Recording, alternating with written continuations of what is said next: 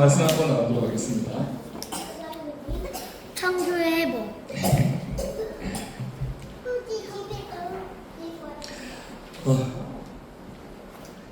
예배는 아까 나눔에 대해서 말씀을 하셨잖아요. 영상을 통해서 나눔에 대해서 우리가 얘기를 좀 했는데, 나눔 가운데 하나님께 주시는 기쁨이 있잖아요. 또 한 가지 기쁨의 루트가 있어요.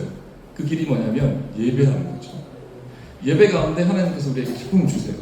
이 기쁨 또한 세상에서 우리가 경험할 수 없는, 하나님만 주실 수 있는 유일한 기쁨이거든요. 그래서 이 예배를 모든 교회가 예배를 드리지만 예배를 지향합니다. 이게 되게 웃긴 말이죠.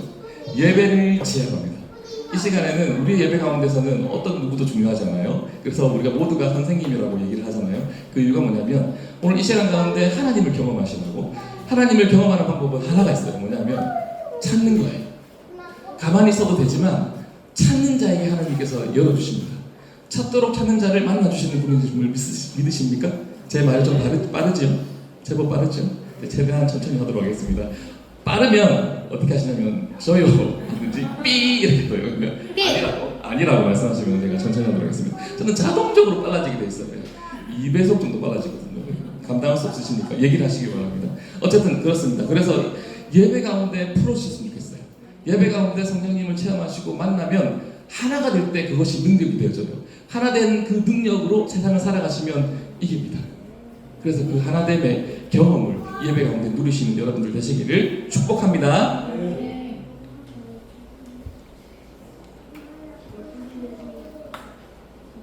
오늘은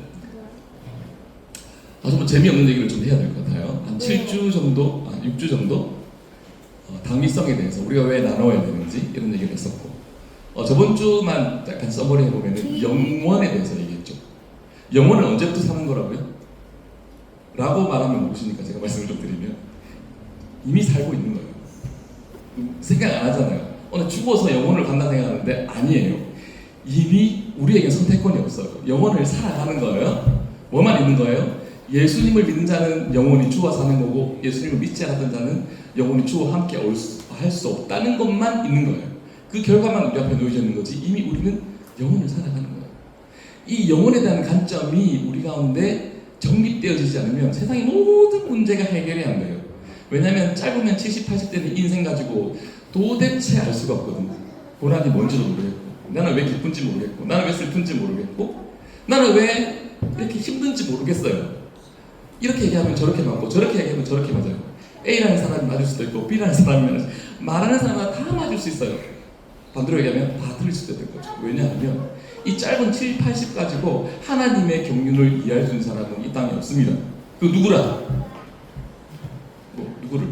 C.S. 루이스가 알까요? 모릅니다. A.W. 토저가 알까요? 모릅니다. 아무도. 제가 할까요? 당연히 모르겠죠.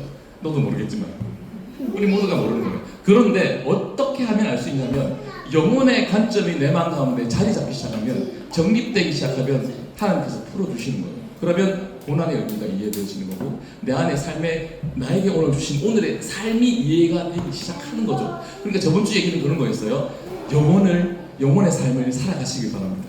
영혼의 삶이 내 삶 가운데 정립되셨으면 좋겠습니다. 이런 말씀을 좀 드렸어요.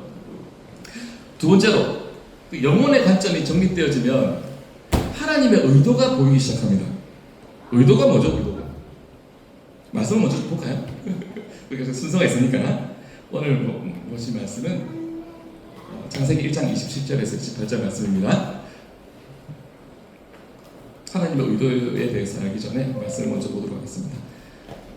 앞에 오셔도 됩니다. 함께 보도록 하겠습니다. 하나님이 자기 형상 곧 하나님의 형상대로 사람을 창조하시되 남자와 여자를 창조하시고, 하나님이 그들에게 복을 주시며 하나님이 그들에게 이르시되 생육하고 번성하여 땅에 충만하라, 땅을 정복하라, 바다의 물고기와 하늘의 새와 땅에 움직이는 모든 생물을 다스리라 하시니라. 아멘이십니까? 아멘이십니까? 근데 아멘으로 하시는데 대부분 1장, 2장은 스킵하시더라고요. 어디부터 묵상하시냐면 보통 창세기 3장부터 묵상하세요. 그래서 어떻게 합니까? 저는 죄인입니다. 매주 와서 죄인이라고 얘기하는 거죠. 참 다른 거죠. 좋은 건데 늘 죄인으로 가세요. 뭔가 삶이 회복되어지고 뭔가 내 마음 가운데 하나님의 은혜가 부어졌을 때 어디로 가느냐? 항상 3장으로 가세요. 좋은 거예요. 좋은 거예요. 내가 죄인임을 알아가는 것들은 너무 중요한 일이죠. 그래야만 구원이 내 안에 임할 수가 있으니까 그죠? 그래야 예수님이 필요한 사람이 되어지잖아요. 그래서 필요한데, 그럼 저는 이제 그 문제, 죄의 해결에 대한 문제보다 그 더 옛날의 문제, 그 더 이전의 문제를 짚고자 하는 거죠. 모든 사람에게는 의도가 있습니다. 이거는 인텐션, 다른 게 말고 인텐션. 의도가 있죠. NLP라는 말도 그렇고 긍정심리학도 심리학이에요. 심리학에는 이런 얘기가 있습니다. 모든 행동의 이면에는 긍정적 의도가 있다. 모든 행동의 이면에는 긍정적 의도가 있다. 이해되십니까? 이게 킵입니다. 오늘 문제를 풀어가는. 자, 의도가 있다는 거죠. 의도가 뭔지 아니 너? 친구 이름 지금 의도 이런 거 말고 의도. 우리 좀 알아? 내가 이 행동을 취했을 때 이 행동을 하게 된 근원적 이유가 내한테 있다는 거죠. 그게 왕따를 당하는 친구는 어떻게 합니까? 사람들을 만나기 기피하죠. 이거 소극적으로 변하는 거죠. 그 의도는 뭐예요? 상처받고 싶지 않은 거죠. 그게 의도죠. 우리 모두에게 그런 의도가 있습니다. 아이들이 엄마에게 되게 잘하죠. 엄마 나 이거 했어. 그러고 노래도 부릅니다. 영상 보셨어요? 우리 정원 요새 장난 아닙니다. 어마어마합니다. 성령의 기름을 부어줘요. 집에서 맨날 공예를 하는데 왜 그렇게 할까요? 의도가 뭐죠? 엄마의 사랑을 받고 싶은 거죠. 엄마의 사랑이 많음에도 불구하고 둘이가 있으니까 내가 좀 더 받고 싶은 거예요. 그게 둘이가 경쟁합니다. 샤우팅하다 안 되니까 이렇게 하는 거예요. 정원님 목소리가 너무 크거든요. 그러니까 내가 더 커야 된다고 뚫고 나와야 되잖아요. 안 됩니다. 그러니까 이렇게 하는 거예요. 그렇게 해서 뭘 의도하는 거죠? 엄마의 사랑을 의도하는 거죠. 받고 싶다는 거죠. 그렇다면 하나님의 의도는 뭔가? 이게 너무 중요합니다. 너무 중요합니다. 이게 생각 잘 안 해요. 알고는 다 계세요. 그거 내가 모르신다는 게 아니라 알고는 계시는데 이 문제에 대해서 깊이 고민해 보시는 분 잘 없어요. 교회 생활이 바쁘기도 하고 사역이 바쁘기도 하고 그리고 교회 가면 늘 회개하라고 하니까요. 회개에 초점이 맞춰져 있죠. 그렇죠? 그런데 저는 이렇게 얘기하고 싶어요. 아무리 내용을 잘 알아도 주제를 모르면 어려워요. 쉽지 않아요. 되게 힘들어요. 책을 읽는데 이 사람이 얘기한 주제를 모르고 글을 읽어나가면은 사변적 지식은 얻을지 모르겠지만 이 작가가 뭘 뜻하는지는 알기가 쉽지 않다고. 또 연역식 귀납식 이렇게 얘기하잖아요. 귀납법적, 연역적으로 하는데 주제가 앞에 있을 수도 있고 뒤에 있을 수도 있고 그렇다는 거죠. 성경은 뭘까 그러면? 성경 전체를 놓고 봤을 때 성경은 무슨 식일까? 어떻게 서술하고 있을까? 이런 거 생각해 보셨어요? 양괄식이에요.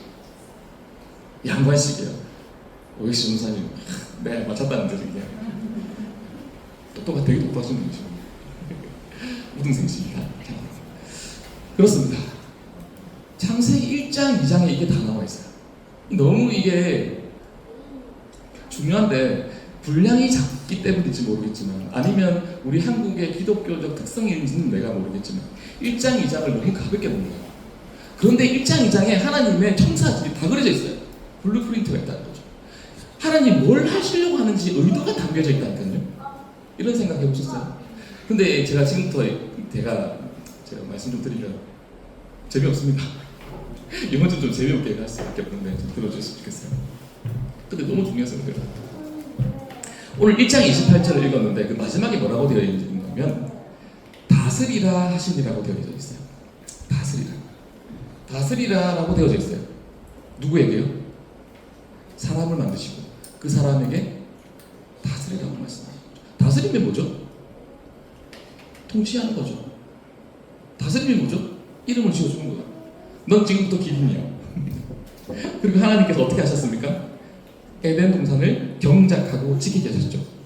창세기 2장 11절에는 세 번역으로 읽겠습니다. 주 하나님이 사람을 데려다가 에덴 동산에 두시고 그곳을 맡아서 돌보게 하셨습니다. 개혁개정은 경작하고 지키는 것으로 되어 있어서 우리 일하는 것이라고 되게 오해하게 할 수밖에 없게 표현이 되어져 있는데 세 번역으로 보면은 맡아서 돌보게 하셨다고 되어 있어요. 우리가 막 일하는 거예요? 아니에요. 하나님은 다스리는 거죠. 그래서 아담은 이름을 지어주는 거예요. 통치는 뭘로 하는 거죠? 대통령은 뭘로 통치합니까? 대통령이 홍수가 나면 삽 들고 나가서 뭐 땅 파고 이렇게 합니까? 휴지 주고 이렇게 말로 통치하죠. 하나님은 말씀으로 통치하시죠.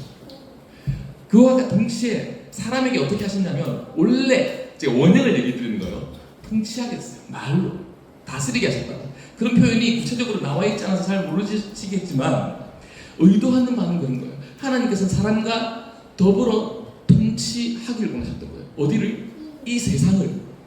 타락한 이 세상 말고 원형적 세상에서는 아담에게는 그 권한을 주셨어요. 그 권한을 주셨어요. 점점 더 잘 다스릴 수밖에 없게 하나님께서 지혜를 주셨거든요. 그런 얘기는 다음 하기로. 어쨌든 하나님의 의도는 다스리는 것이다.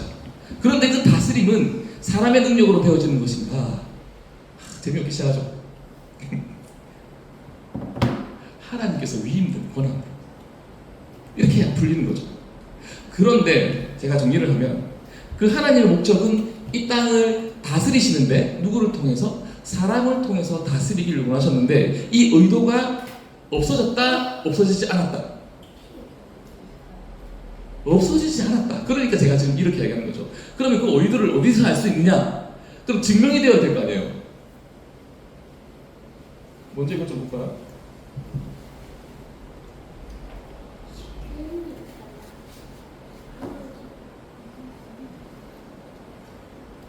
이건 좀 빨리 좀 먼저 보도록 하겠습니다. 계시록을 보세요. 계시록에 어떻게 나와 있는지를 보시길 바랍니다. 제가 지금 21장을 기록해놨는데 하나님께서는 뭘 하기를 원하시냐? 19장부터 20장, 21장 해가지고 하나님께서는 창세기 1장에서 말씀하셨던 그 일들이 일어나기를 원하세요. 그 회복이 일어나기를 원하신다고. 그러니까 지금 우리가 살아가고 있는 지금 이 땅에서의 우리의 삶은 뭐죠? 다스림을 향해 나아가고 있는 거예요. 하나님의 통치를 향해 나아가고 있는 거죠. 우리 각자에게 의도가 있습니다. 의도가 있죠? 뭐가 있어요? 이런 삶의 의도가 뭐예요? 삶의 목적이 뭐죠? 어떤 사람은 부자가 되는 목적일 수도 있고, 어떤 사람은 건강한 사람, 어떤 사람은 권위를 얻고 싶은 사람, 권력을 얻고 싶은 사람도 있을 수 있고. 그래서 뭘 하고자 하는 거예요? 내가 만족하기 원하는 거죠. 내가 원하는 대로 내 삶을 살기를 원한다는 거죠. 그게 각자의 의도일 수 있을 것입니다. 개인적으로는 행복해지고 평안해지고 만족을 얻고 성취를 얻고 이런 것들이 우리 안에 의도일 것인데 영적인 관점에서도 이런 것들이 적용되어집니다. 사역 왜 하세요? 사역 왜 하세요? 사역 분주하게 하시잖아요. 이 근원적인 생각을 하셔야 된다. 나는 사역을 왜 할까? 하나님이 알아서 하십니까?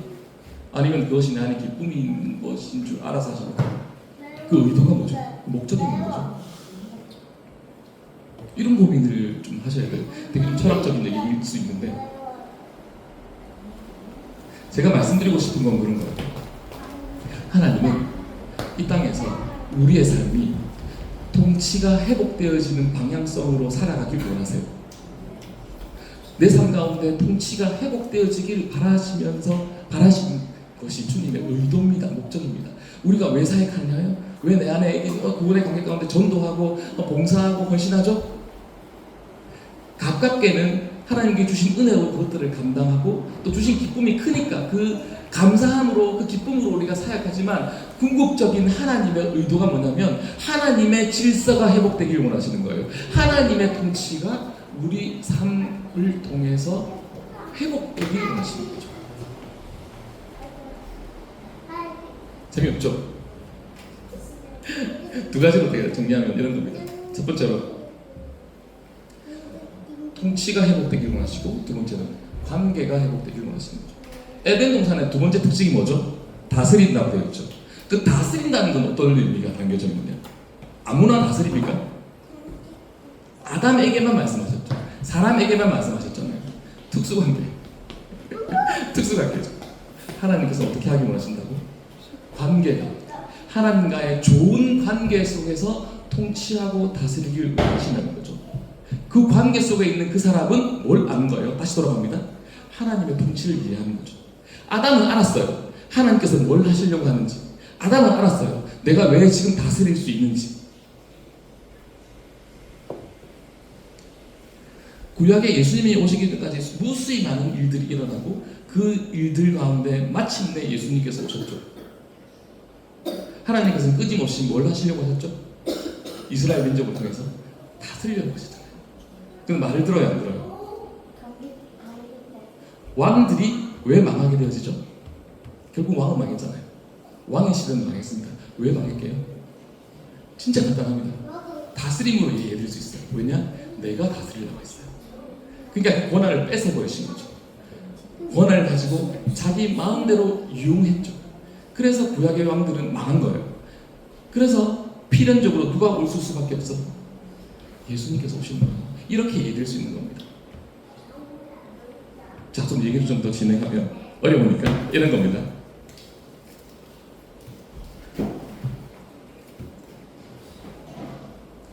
하나님께서 우리를 부르셔가지고 우리를 사랑하셨죠. 부르셔서 구원하셨어요. 그럼 그 구원의 기쁨과 감격 안에 머물면 됩니까? 안 됩니까? 충만히 구하는 건 좋은데 머무는 것을 넘어서기 원하시는 거죠. 뭘 하기를 원하시는 거죠? 아버지 하나님의 원뜻을 알기를 원하는 거죠. 이 땅 가운데 나를 통해서 하나님께서 뭘 하시려고 하는지 우리가 고민해야 된다. 이 문제가 해결되지 않으면 힘들어져요. 내가 열심히 하고 있는데 나는 지금 어디를 가고 있는지가 한 번씩 헷갈릴 때가 있습니다. 우리가 은혜가 늘 일정한 건 아니잖아요. 하나님이 주신 은혜가 늘 내 안에 충만한 게 아니잖아요. 때로는 힘들 때도 있고 어려울 때도 있는데 그러면 그것들을 어떻게 이겨내겠냐는 거죠. 어떻게 내가 이 믿음의 길을 중단 없이 끝까지 돌파해낼 수 있다는 거죠. 뭐죠? 하나님의 의도를 알 때, 하나님의 의도가 내 안에 공감되어질 때 우리가 성숙하게 될 수 있고 그 믿음의 길을 중단 없이 걸어갈 수 있다는 거죠. 아이들이 그런 겁니다. 아이들이 예쁜 짓 해요. 우리 정호 종이는 예쁜 짓 진짜 많이 하고 있어요. 아 진짜 끝장입니다. 너무 귀여운데 예뻐 죽겠는데. 그렇다고 해서 이 아이가 성숙한 겁니까? 엄마 아빠에게 이쁜 짓을 많이 해서 부모가 너무 기쁘지만 그 보상을 받지만 엄마의 의도는 뭐예요? 아빠의 의도는 뭐예요? 얘가 잘하는 거예요. 20년 뒤에도 엄마 이라면 좋겠습니까? 징그럽죠. 30살이 됐어요. 장가갈 생각을 안 하고 시집갈 생각하니까 엄마 이라면 좋겠습니까? 엄마 내가 종이 접었어 이러면 좋겠어요. 징그럽잖아요. 그건 잘하는 게 아니에요. 그런 하나님의 의도에 합한 사람이라고 보기 힘들어요. 뭐죠? 우리는 자라가야 돼요. 자라간다는 의미는 어떤 의미냐면 아버지의 참뜻을 하는 거죠.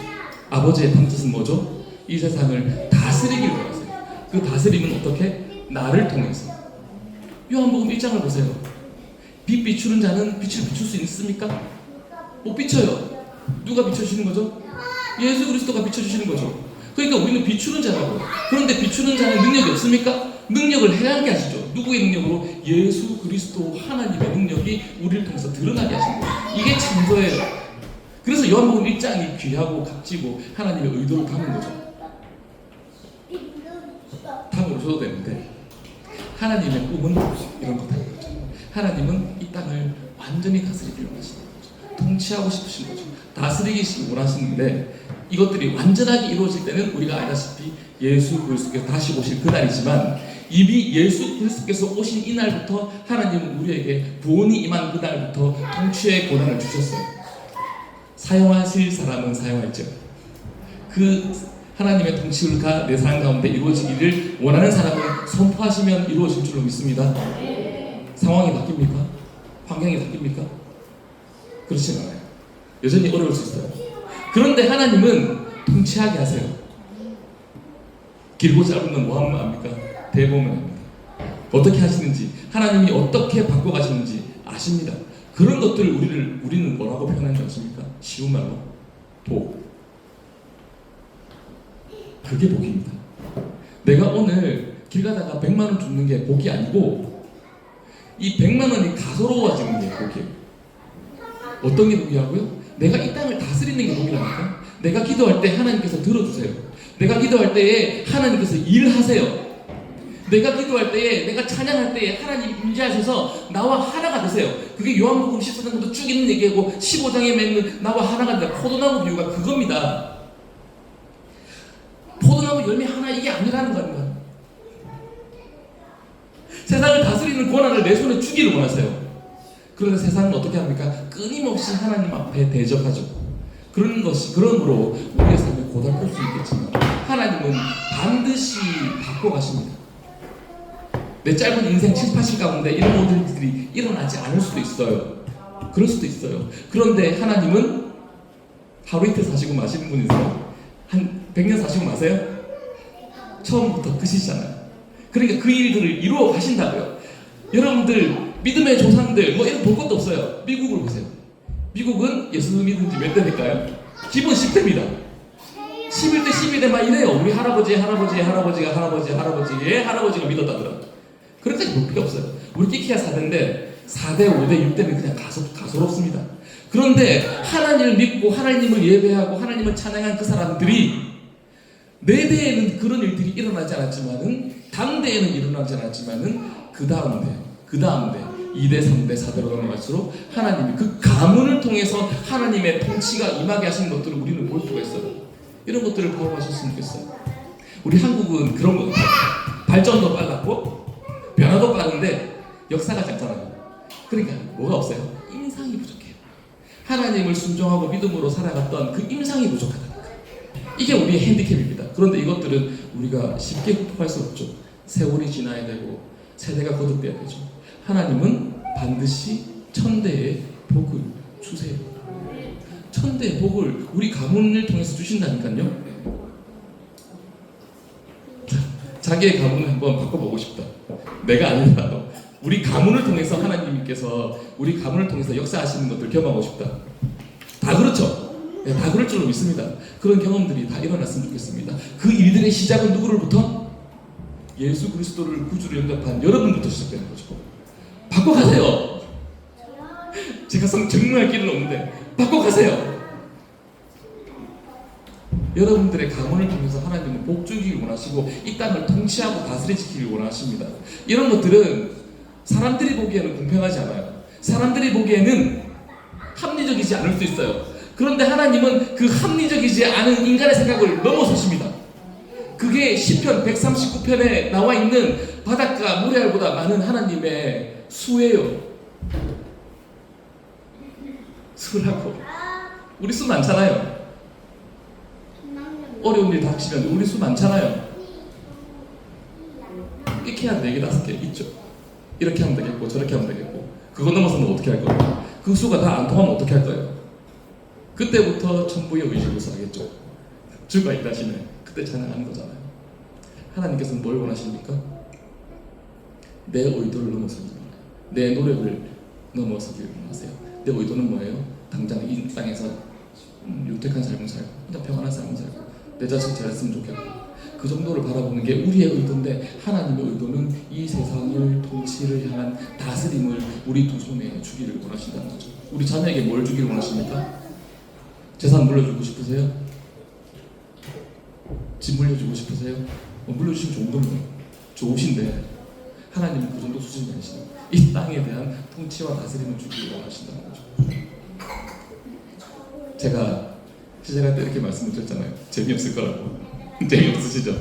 그런데 이 부분이 해결되어지면 뭐가 해결되어지냐면 여러분들의 삶이 이해되기 시작하세요. 이해시켜주세요. 고난이 이해되기 시작한다니까요. 그래서 제가 이 말씀을 드리는 겁니다.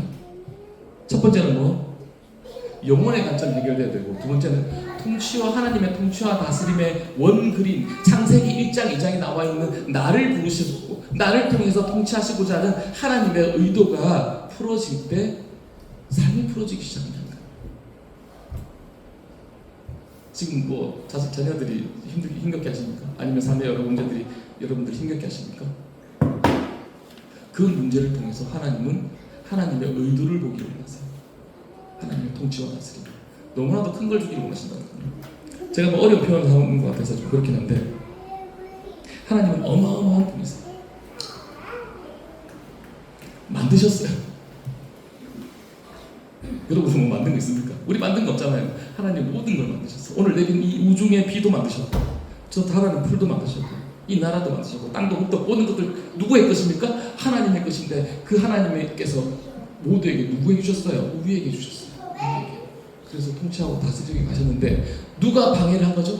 죄라는 녀석이 우리를 방해하는 거죠. 하나님께서는 뭘 하시길 원하는 거죠? 죄를 뚫고 사망 권세를 이기고 예수 그리스도를 통해서 복으로 들어가길 원하시는 거죠. 통치와 다스림으로 나아가길 원하시는 거죠. 그것이 하나님의 목적이에요. 여러분들 그 정도로 높게 보신다는 거죠. 여러분들 자존감 낮으시죠?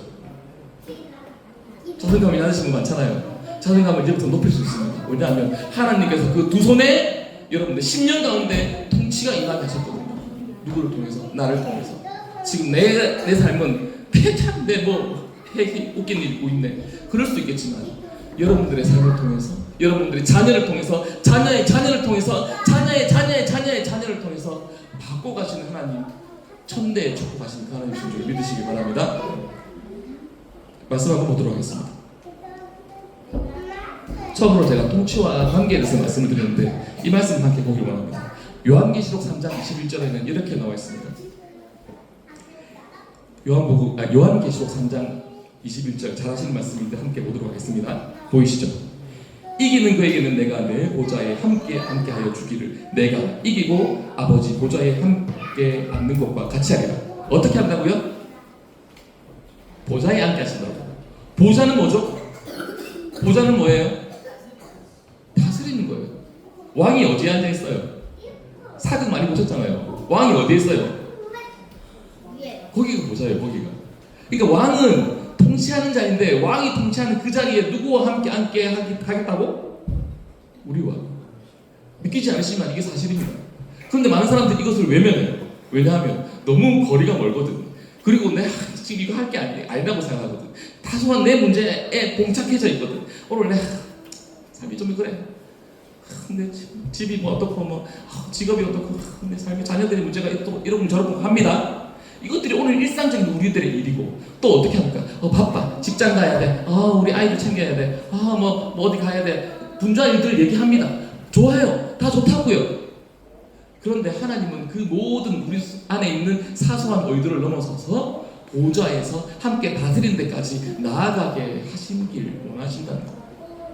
그게 예수님께서 오셨을 때 궁극적으로 우리 안에 풀어질 다스림의 삶이 온전하게 시작되어지는 거죠.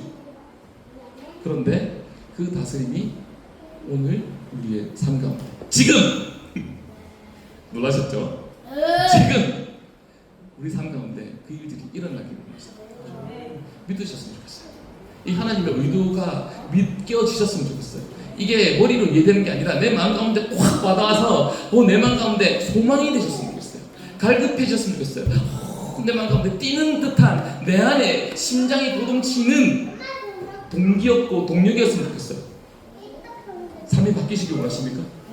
삶이 좀 나아지셨으면 좋겠습니까? 옛날에 뭐 권영길이가 그랬나요? 여러분들 삶이 좀 나아지셨습니까? 라고 하죠. 여러분들의 삶이 궁극적으로 드라마틱하게 변하기 위해서는 하나님의 의도가 내 삶 가운데 풀어질 때 삶이 변합니다. 꿈이 보이고 소망이 발견되어지기 시작하는 거죠. 너무 통치 다스림 그렇게 하니까 이런 것들이 어렵게만 느껴지는데 우리가 다시 에덴 동산으로 돌아가서 그 다스림은 궁극적으로 어떻게 해요? 하나님과의 좋은 관계를 통해서 이 일들이 풀어진다는 거죠. 로마서 8장 10절에도 동일한 말씀이 나와 있는데 많아요. 통치와 다스림에 대한 얘기는 다 스킵하도록 하겠습니다. 관계 얘기만 좀 얘기하고 마치도록 하겠습니다. 계시록 21장에 보면 1장이 다시 한번 반복되어져서 창세기 1장, 2장을 증명한다고 제가 말씀을 드렸는데 21장에 쭉 그렇습니다. 쭉 읽어볼 시간은 지금 부족하니까 제가 말씀 좀 드리면 그런 거예요. 2절에서는 요한계시록 21장 2절에서 7절 말씀인데요. 2절에서는 신부와 남편에 대해서 말씀하고 계시고 3절에서는 그들은 하나님의 백성, 관계에 대해서 말씀하고 계시고 7절에서는 어떻게 말씀하십니까? 그의 하나님이 되고 그는 내 아들이 되리라. 관계죠. 관계죠. 관계죠. 관계죠. 같은 얘기를 합니다. 같은 얘기를 하시는 겁니다. 다스릴 수 있는데